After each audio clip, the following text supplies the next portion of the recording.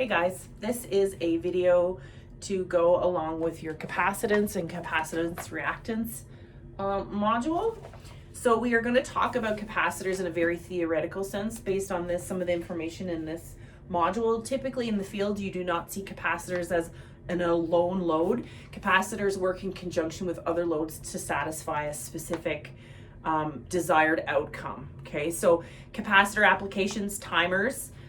You'll find capacitors used in rectifiers. Rectifiers are smoothing and filtering when you're converting AC to DC voltage.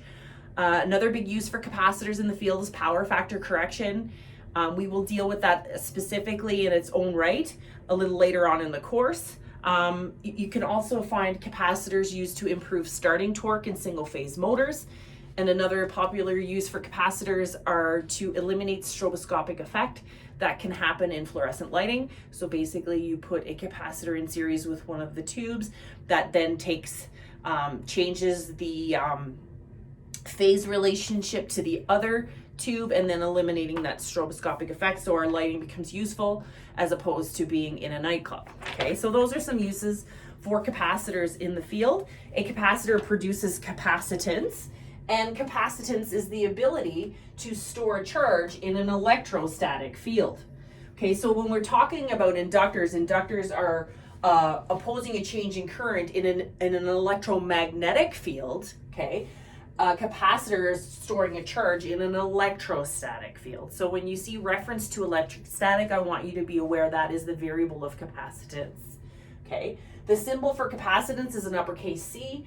And the unit of measurement for your capacitor is farads. Farads a very large unit of measurement. So typically our capacitors are rated in microfarads, right? So micro F, and micro is 10 to the negative 6, okay?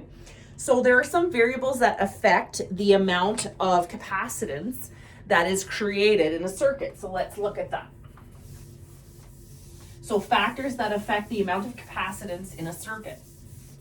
Again, I'm going to bring a formula that we can look at and then mathematically show what happens to the variables, and then show that proves also what happens in theory. Okay, so factors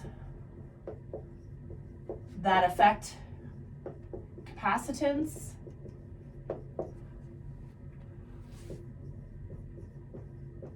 In a circuit, the formula C equals A times K divided by D. Okay, so C is capacitance in farads. Okay, A is area of the plates. So what is a capacitor? A capacitor is basically two plates of some type of magnetic material that is insulated by a dielectric. So the area of the plates, okay? K is known as your dielectric constant. Make sure this is showing up and it's not all showing up. There we go, dielectric constant. So that is basically dependent on what type of dielectric we're using. Different types of dielectric are better insulators, right? So that's a factor. And then D is your distance between the plates. Between the plates. So manipulating these variables is going to affect the amount of capacitance that's in the circuit. And capacitance is directly proportional with the top part of this formula, okay? So if I change the area of my plates, how is that going to affect the capacitance? So mathematically, anything that's on the top is considered to be directly proportional to the variable that we're solving, right?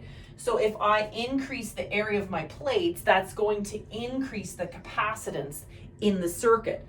And that would go the other way as well. If I were to decrease the area, I would decrease the capacitance. Okay, the same is true of my dielectric constant. So if I replace my dielectric insulating material with an insulator that has a higher dielectric constant, it's going to affect my capacitance directly proportionally, right? So if I replace it with a constant that has a higher dielectric strength, I'm going to see an increase in capacitance as well. So this formula really helps you determine what's going to happen to the amount of capacitance based on whether I'm increasing area, decreasing area, increasing my constant, right? So different components affect the amount of capacitance in our circuit. So let's look at the distance between the plates.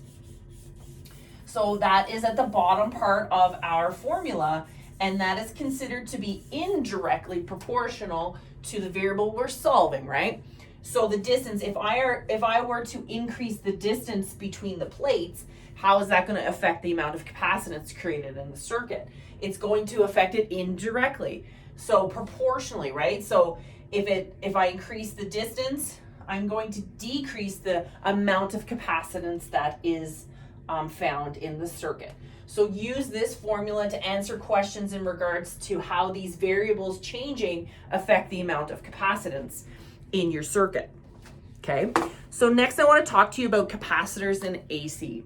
So, excuse me, I am going to do another video for capacitors in DC, basically time constants, but I want to move into a little further about capacitors in AC while I have this formula on the board.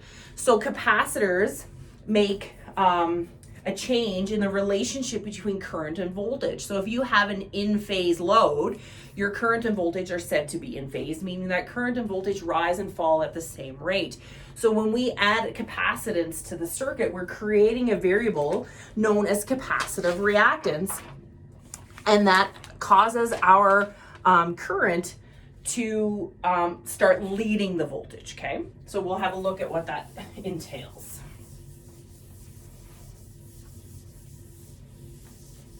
Okay, so that formula helps us determine how to increase or decrease capacitance in the circuit. So the capacitor in an AC circuit tends to cause current to lead the voltage. So in an inductive circuit, current lag the voltage, okay? So when we're talking about a capacitor, we're looking at it from the point of view it's purely capacitive. So purely capacitive circuit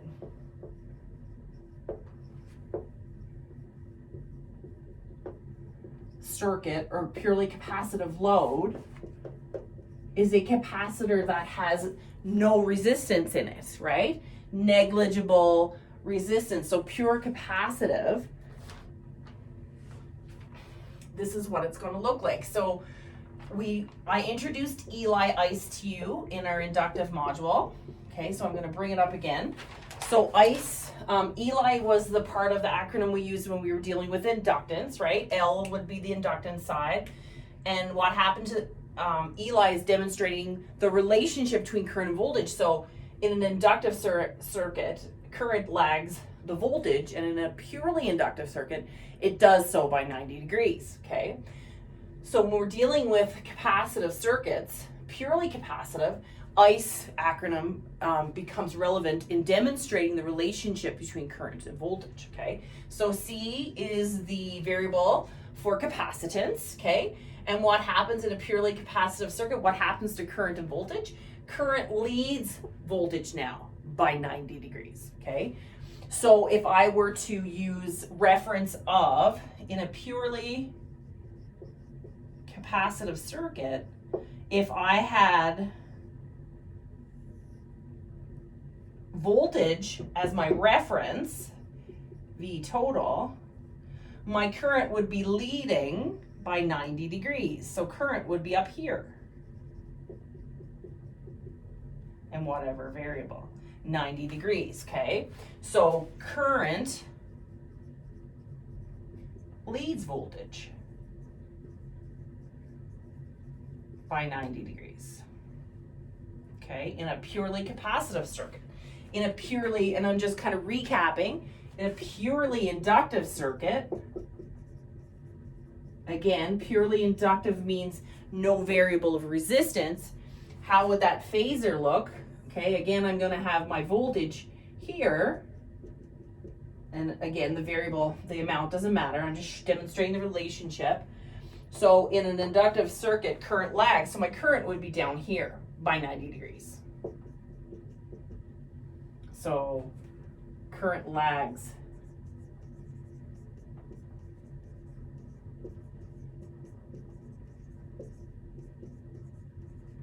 Okay, so when you have capacitors in the circuit, it causes the current to start to lead. And if it's a purely capacitive circuit, it causes it to lead by 90 degrees. Okay, so a capacitor opposes change in voltage, and it does so by creating the property known as capacitive reactance. Okay.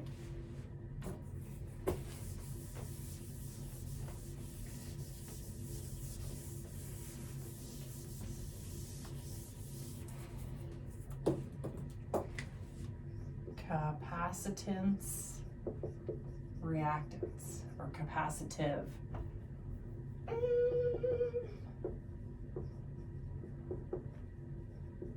Okay, so it's the property of a circuit that opposes any change in voltage across it. Okay, stored charge in an electrostatic field. This reaction limits the total current in a circuit. Okay.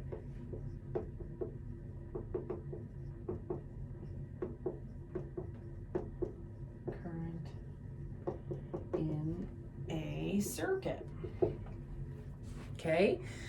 The opposition of total current flow is known as capacitive reactance. And the unit of measurement for capacitive reactance is ohms, okay? So opposition to current flow.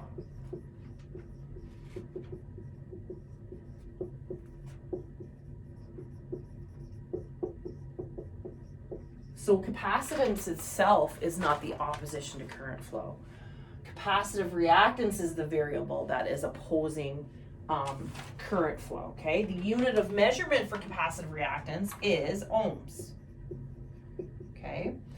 So in a purely capacitive circuit, you would replace I total equals E total over Z. In a purely capacitive circuit, the only impedance or opposition would be capacitive reactance. So therefore, capacitive reactance equals impedance, okay? So let's look at that in terms of a formula. Where is my eraser? On the floor. Sorry. All right, capacitive reactance formula. XC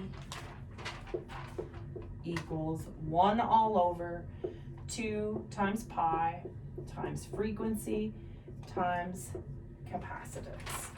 Okay, so XC is capacitive reactance, 2 times pi are constant, okay, so not changing. F is frequency in hertz. Okay, so that's a variable that can change, but typically you're dealing with 60 hertz of frequency in North America. And then C is your capacitance in farads.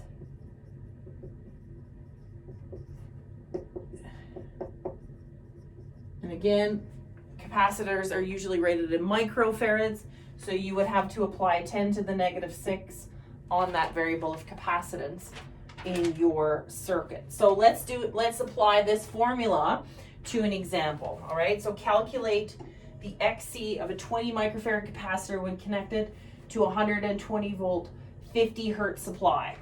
Okay, so calculate XC of a 20 microfarad capacitor connected across 50 hertz, across a 50 hertz frequency. Okay, so we're going to apply that to the formula. Being that everything is in inverse to the power of 1 here, 1 divided by all the variables, basically it's going to impact our capacitive reactance inversely. So if I increase frequency, you're going to see a decrease in capacitive reactance, okay? So XC equals, am I fitting everything in here? No, my camera keeps sliding.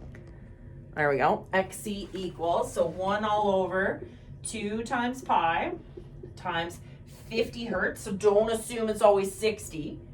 50 hertz times 20, and it's microfarad, so times 10 to the negative 6. So how I like to put this into my calculator is like this.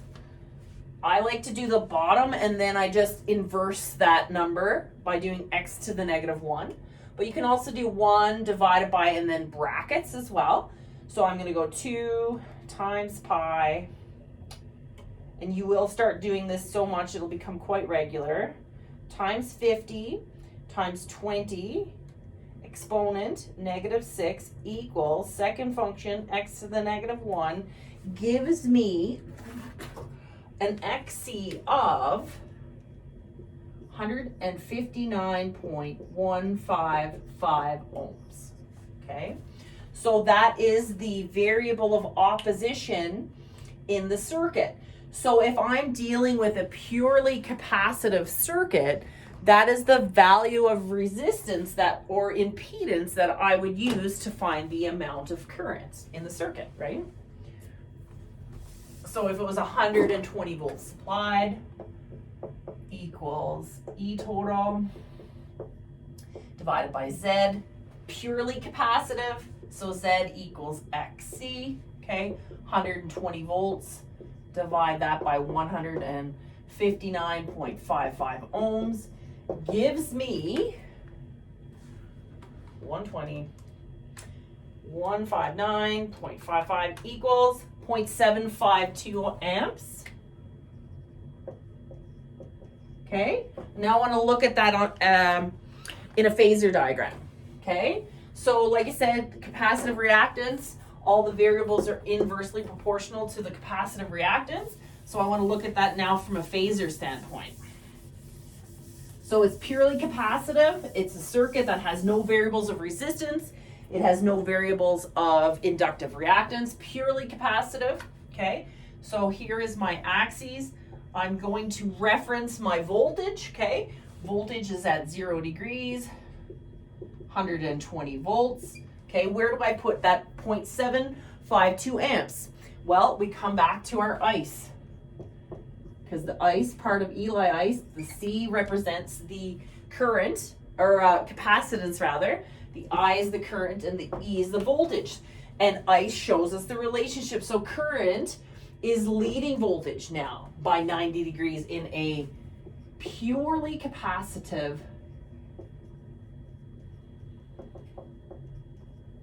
circuit.